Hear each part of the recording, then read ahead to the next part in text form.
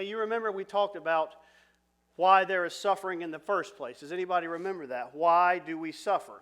Why is there cancer? Why is there depression? Why is there marital problems? Are there marital problems? Anybody remember what we talked about? We've talked about it a couple of times.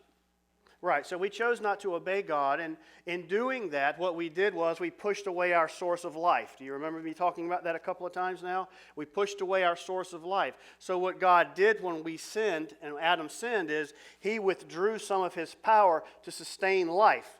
So he withdrew our power to stay healthy. He withdrew some of his power for our emotions to stay in check. He pulled back some of his power for us to get along with other people.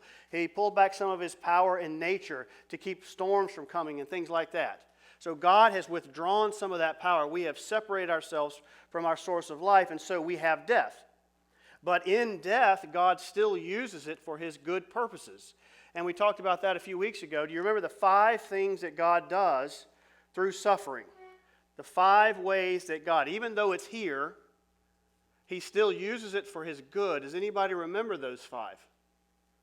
Well, just briefly, I'll review them with you. Number 1 is to punish the evil of man.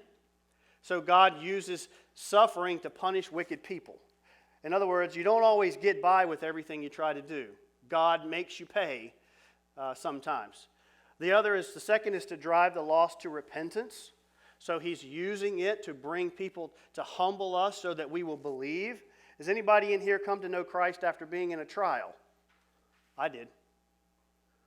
Right? A lot of people do. The third purpose, and this is what we're going to talk about tonight, is to perfect the saved. He's trying to change us. The fourth is to show mercy to specific people. And then finally, the fifth is to glorify himself through martyrs. Those are the 5 reasons that the Bible gives us that God allows suffering to come into our lives.